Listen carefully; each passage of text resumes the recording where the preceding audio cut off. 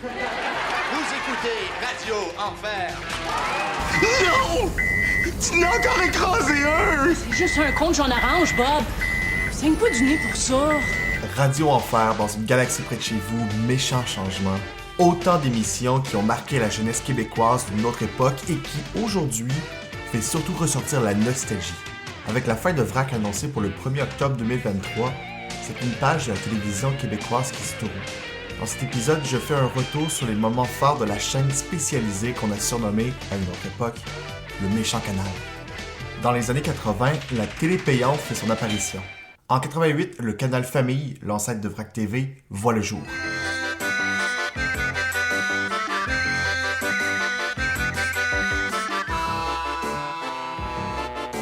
Bibi et Geneviève est l'une des premières émissions de la chaîne de télé. L'émission raconte les aventures de Bibi, un extraterrestre aux cheveux verts, et de son amie Geneviève. Dire que les enfants de l'époque n'avaient pas compris que Bibi, c'était rien de plus qu'une marionnette. C'était pas un vrai extraterrestre quand même, hein? Attention, n'ajustez pas votre appareil! On s'empare des ondes! On arrive!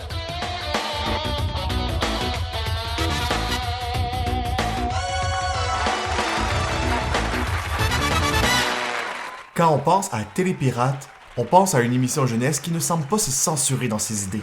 Télépirate a pour but d'apprendre tout en s'amusant.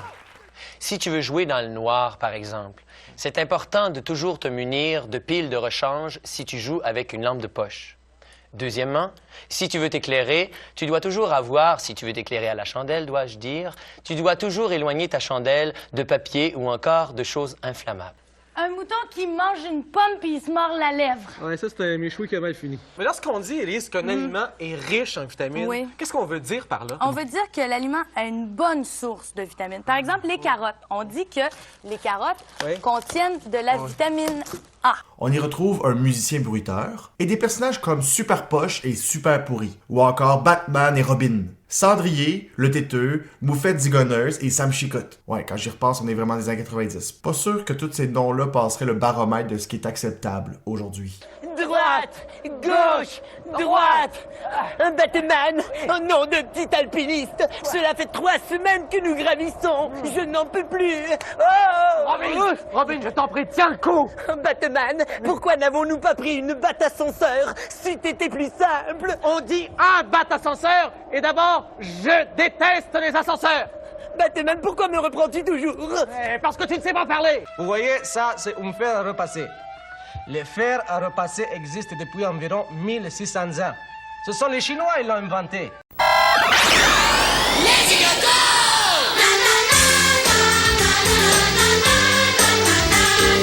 Tout le monde saute, on fait folie. Si on s'ennuie, on gratte le nombril. Hey, les zigotos! Les zigotos! Ça lève les bouts, on dégratte les oreilles. On en a de vrais fous, mais on est tous pareils, nous les zigotos! Les Zigotos est un jeu télévisé où des jeunes du primaire doivent relever des défis. Anne Casabonne fait d'ailleurs partie de l'animation. Vous écoutez Radio Enfer.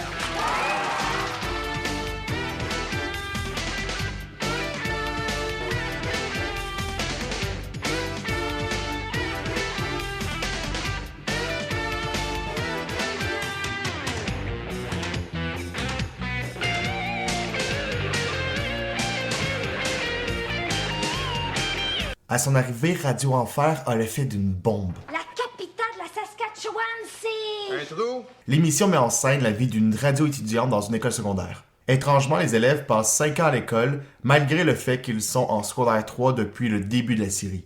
Mais bon, c'est très drôle et ça fait un clin d'œil à des émissions animées comme Les Simpsons, où les personnages ne vieillissent pas, mais perdurent dans le temps. Hey, c'est pas des gaufres, ça. C'est juste des crêpes carrées. Oh, je m'excuse, ma chouette, le moule à gaufre est en réparation. Dans les dernières saisons, Bruno Blanchette et Guillaume Lemaitre-Vierge se joignent à l'émission. On coûte bien moins cher que des professionnels. On va être payé $1 de l'heure chacun. Mais si on fait 1 million d'heures, on va être millionnaire.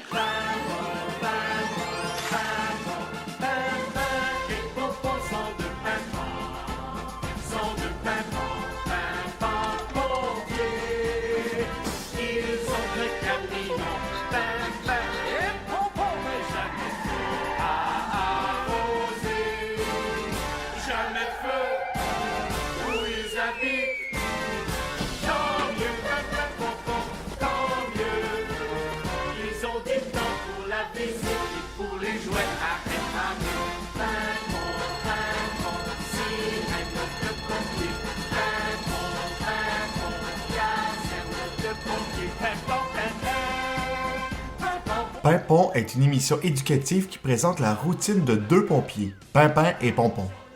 En 98, l'émission cesse sa production, mais l'année suivante, on a droit à un film. C'est un bon prix de consolation. Là où la main de l'homme n'a jamais mis le pied.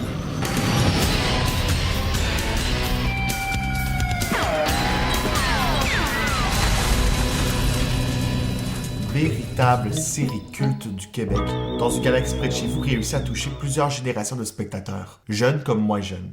La série suit les aventures du vaisseau spatial canadien Romano Fafard, qui est à la recherche d'une planète pour accueillir l'humanité. Les comédiens de la série deviennent des incontournables de la scène québécoise des années suivantes. Dans une galaxie près de chez vous a le droit à plusieurs adaptations au cinéma et de nombreux fans qui connaissent par cœur les dictons du capitaine Charles Patnaud.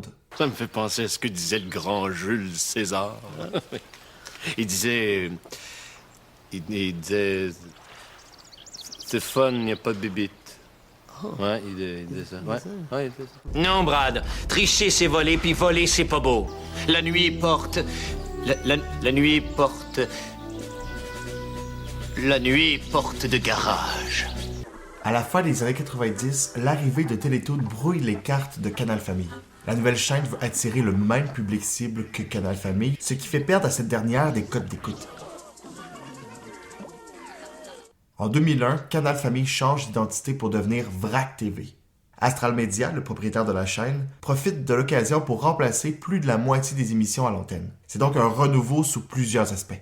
Dans les années 2000, les jeunes du Québec sont en contact avec des séries américaines, surtout grâce à VRAC TV. L'une des émissions les plus écoutées est d'ailleurs Les Frères Scott. À travers les années, on a également pu y visionner Le Loup-garou du campus, Smallville, Gossip Girl et Bob l'éponge. Infirmière, éponge.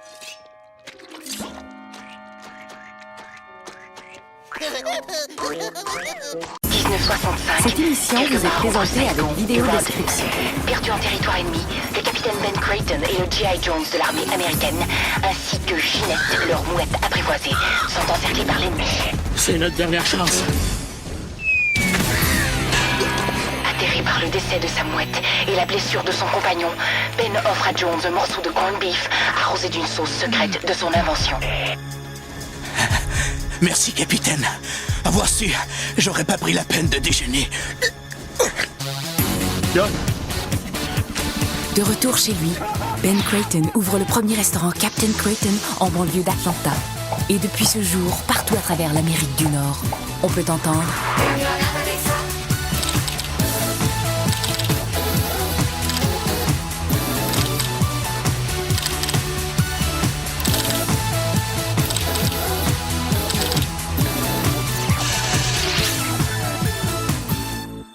Une année après le changement d'identité de la chaîne spécialisée, une grenade avec ça arrive dans le paysage culturel.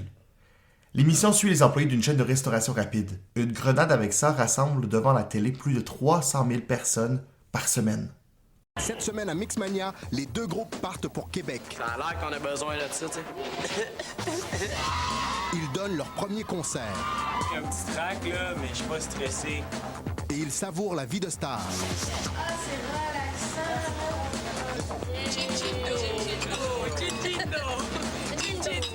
En 2002, l'émission Mixmania connaît un succès inattendu. La finale attire 700 000 téléspectateurs. C'est énorme pour une émission jeunesse dans le marché québécois.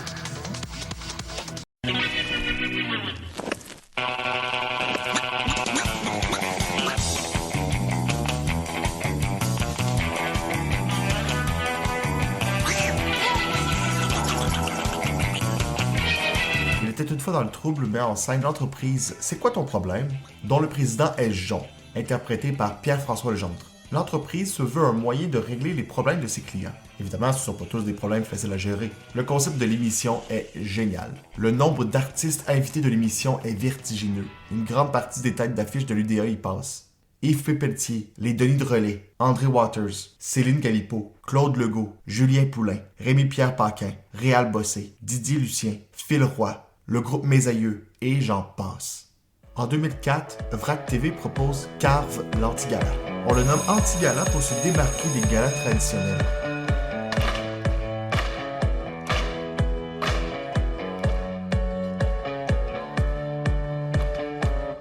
Dans mon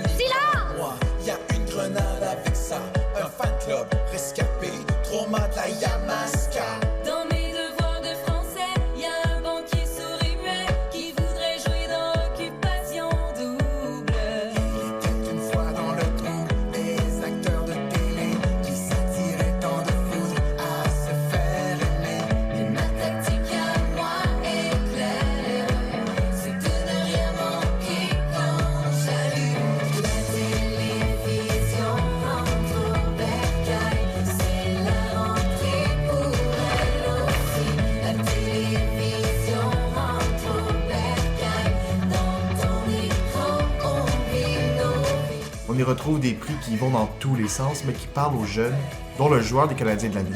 Année après année, les stars de l'Antigala sont Louis-José Hood, Carey Price, Yann Glenn et Marine. Les vedettes internationales ne sont pas en reste, surtout les acteurs des frères Scott. Mais mon cher Xavier! Ouais. C'est là que ça se passe. Animé par Stéphane Bellavance, Méchant Changement propose aux participants de redécorer complètement une pièce de sa maison. Ce qui, on va se le dire, revient souvent à sa chambre. En 2009, Jean-François Harrison, qui est toujours l'une des vedettes d'une grenade avec ça, et qu'on associe beaucoup à Air Force, est arrêté à son domicile dans le quartier Hochelaga-Maisonneuve. Il est accusé de possession et de distribution de pornographie juvénile. Les enquêteurs saisissent un ordinateur et des DVD. Harrison perd ses contrats avec VRAC. En 2011, l'acteur déchu est reconnu coupable. Même si dans toute cette histoire-là, VRAC TV n'a rien à se reprocher, c'est l'un des épisodes les plus pénibles que la chaîne de télévision a à passer. On a quand même arrêté l'un de ses animateurs vedettes pour possession de pornographie juvénile, alors que l'acteur est en contact constant avec des enfants. Hey, bravo, les cornets, hein? Belle idée de rôder autour d'une maison avec des bas de nylon sur la tête. Hey, nous autres, on voulait juste se mettre dans la peau de vrais voleurs, là, pour être sûr de bien vous protéger. Ouais, puis tu sais ce qu'il y a de plus inquiétant? Ouais. C'est que deux gars, comme Pierre et moi, d'intelligence moyenne, on a réussi à rentrer. Imagine des vrais voleurs! Gang, j'ai trouvé un autre moyen pour faire peur aux voleurs. Séance d'études intensives. Oui! Chaque fois que je mets ça sur un local à l'école, il y a personne qui entre. En 2009, le Quatuor de Vrac la vie débarque sur la chaîne spécialisée des ados pour y vivre 1001 histoires loufoques. C'est l'une des séries les plus importantes de la première moitié des années 2010. En 2013, Vrac TV fait face à un grand changement. Écoute bien ça. Bell Canada fait l'acquisition d'Astral Media, la compagnie qui possède Vrac TV. Une année après la vente, Vrac TV change de nom pour devenir simplement Vrac. C'est dire à quel point la chaîne de télé a changé de nom à travers le temps. Vrac met en ondes Code F et Code G. Les deux émissions s'inscrivent dans la volonté du nouveau propriétaire d'élargir son public et toucher les jeunes adultes. Avec Code F, des femmes viennent traiter de sujets variés mais avec un point de vue féminin. Avec Code G, on fait la même chose, mais chez les gars. Ensemble, les deux émissions mettent sur la carte des talents dans le paysage québécois comme Marie-Pierre Morin, Jay du Temple, Julien Lacroix, Catherine Levac, Adib Al-Khalidé, Phil Roy, Virginie Fortin et Catherine Etier. En 2015, Vrac semble en santé sous la protection de Bell, son riche propriétaire. Vrac dévoile deux nouvelles émissions qui trouvent leur public, Le Chalet et Jérémy. Le Chalet devient le premier téléroman de Vrac. Les autres émissions misaient surtout sur la comédie de situation où l'histoire se règle à l'intérieur du même épisode. On cherche à conquérir un public plus âgé. On fait même de la publicité dans les universités. Simon va être encore plus belle qu'avant qu'elle parte en voyage. Hey, pas vrai, man. Ça recommence pas ça cet été, là. Décroche. Inquiète pas, je suis rendu ailleurs. Dans Jérémy, on y suit l'histoire d'une adolescente qui devient sauveteuse et le public découvre le si beau Lou Pascal Tremblay. En revanche, en 2019, Jérémy et Le Chalet se concluent et un vide s'installe dans la programmation de Vrac. Pour tenter de se trouver un nouveau public, en 2021, Vrac intègre le site de streaming nouveau.ca.